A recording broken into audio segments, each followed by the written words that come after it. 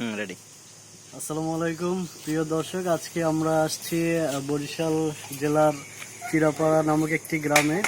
এখানে মিস্টার শামীম সাহেব, উনি একজন কবুতর ব্যবসায়ী। উনি অল্প সময়ে ব্যাপক কবুতর নিয়ে অল্প কিছু কবুতর নিয়ে ব্যবসা শুরু করেন এবং এখন তার অনেকগুলো কবুতর।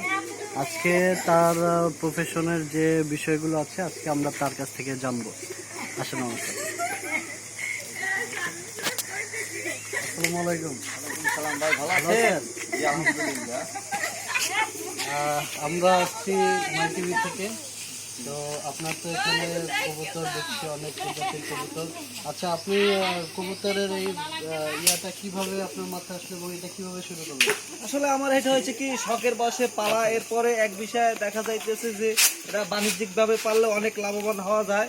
তো যে আমার হাতে এই যে কবুতরটা আছে, এটার নাম হয়েছে রেসার। রেসার কবুতর। হ্যাঁ, রেসার কবুতর। এই কবুতরটা গেল বছর আমি 80 কিলো দূরে থেকে ছাড়ার পরে এটা সর্বোচ্চ 65 মিনিট টাইম নিয়েছে বাসায় ফিরে আসছে আমার এই কবুতরটা।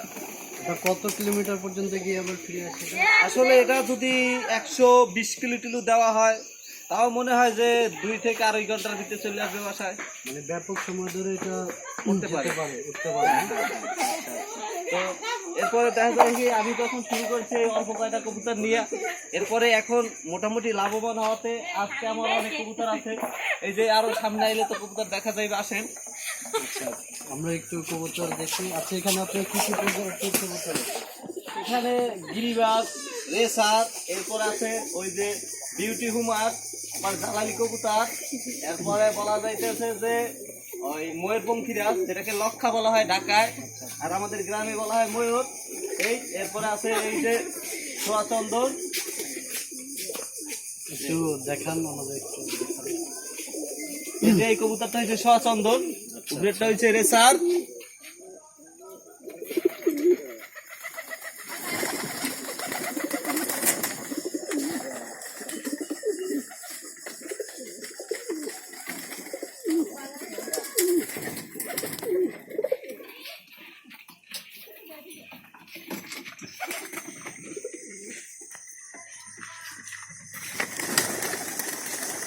আচ্ছা শামীম সাহেব, আমি দেখলাম আপনার এখানে ব্যাপক প্রজাতির কবুতর রয়েছে।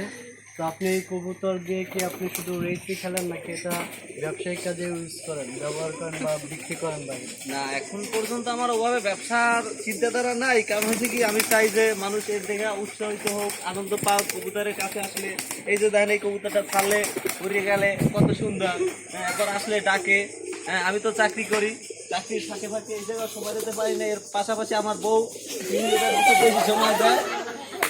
মিসেস শামীম যিনি আছেন, উনি ওইখানে উনি সময় এর ব্যয় ভিতরে করেন। বেশি সময় দেয়। কারণ এবার বউরে ধান নইবে আপনার বউরে এরপরে তো এই যে এখন বর্তমানে করোনার যে করুণ অবস্থা, সেজন্য তো আমার বাড়িতে আসতে হইলো। কিন্তু বাজারে কবুতরের খাবার কিনতে যাইয়া পুলিশের দৌড়ানি খাওয়া লাগছে, কিছুই করার নাই। তারপরও আমার অনেক কষ্ট করে অল্প কিছু খাবার সংগ্রহ করা হয়েছে। এই তাহলে দেখা যাচ্ছে যে আপনি এটা কোনো ব্যবসায়িক চিন্তা ভাবনা নিয়ে পালছেন না, আপনি জাস্ট একটা শখের বর্ষে পালছেন। কিন্তু আপনার চিন্তাধারা আছে যে কবুতর নিয়ে একটা প্রতিযোগিতা অথবা একটা ব্যবসায়িক পরিকল্পনা করা।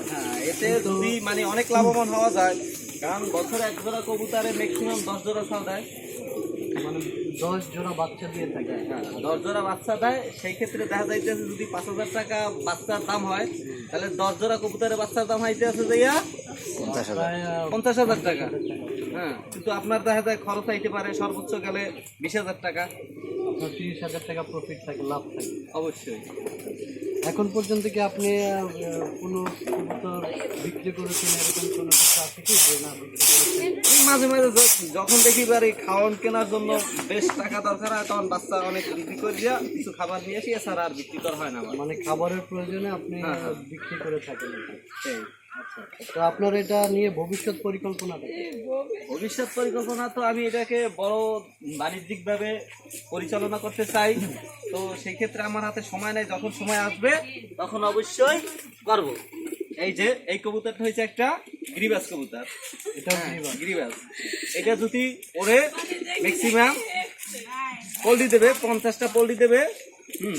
50টা পোল্ট্রি পল্লি দেবে, হ্যাঁ উপরে উঠবে, এরপরে ঘুরতে ঘুরতে পল্লি দিতে নিচে নামবে, ঠিক বেশি দেয়।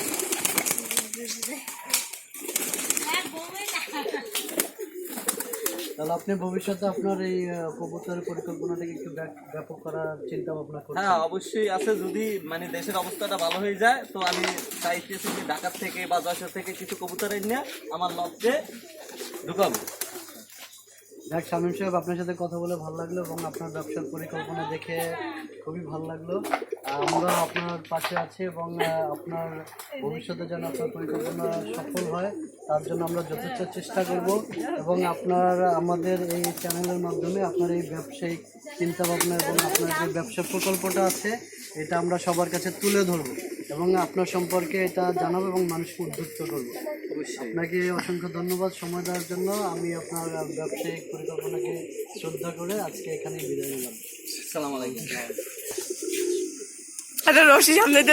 দর্শক, আমরা কথা বললাম শামীম সাহেবের সাথে এবং আমরা এখানে আশেপাশে আরো কিছু গ্রামবাসীর তথ্য নিব, দেখি তার ব্যবসায়িক অবস্থা কিরকম বা সে যতটুকু বলছে তার প্রচেষ্টাটা কতটুকু।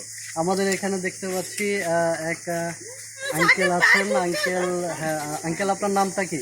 মোহাম্মদ সাকিব। সাকিব সাহেব উনি। আচ্ছা, আপনি তো মিস্টার শামীম সাহেবের প্রতিবেশী, তো উনি তো আপনি অনেক আগে থেকে দেখছেন যে উনি কবুতর নিয়ে বেশ ঘাটাঘাটি বা এটা নিয়ে উনি মগ্ন থাকে, তো ওনার এই ব্যবসা আপনি কি চোখে দেখেন? ব্যবসাটা দেখি সবাই এই ব্যবসাটা করা উচিত। আমাদের মানে এই ব্যবসা অনেক সফলতা হবে তাই দেখি প্রথম 2 জোড়া কবুতর নিয়ে ব্যবসা শুরু করছি। 2 জোড়া কবুতর নিয়ে এখন দেখছি তার মানে আমরা প্রায় দেখতে আছি তার কবুতর, এখন থেকে অনেক কবুতর হয়ে গেছে তার। তারপরে এই ব্যবসা থেকে শুনতে অনেক লাভবান হওয়া যায় তার ব্যবসা থেকে। আমাদের মানে উচিত এই গ্রামবাসীর অনেক মানুষ উদ্যোগ নিয়েছে আমরা মানে কবুতর ব্যবসা করবো। তার মানে আপনি বলতে চাচ্ছেন যে কবুতর ব্যবসায় সাফল্য হওয়া যায় এবং উনি সাফল্য পেয়েছেন।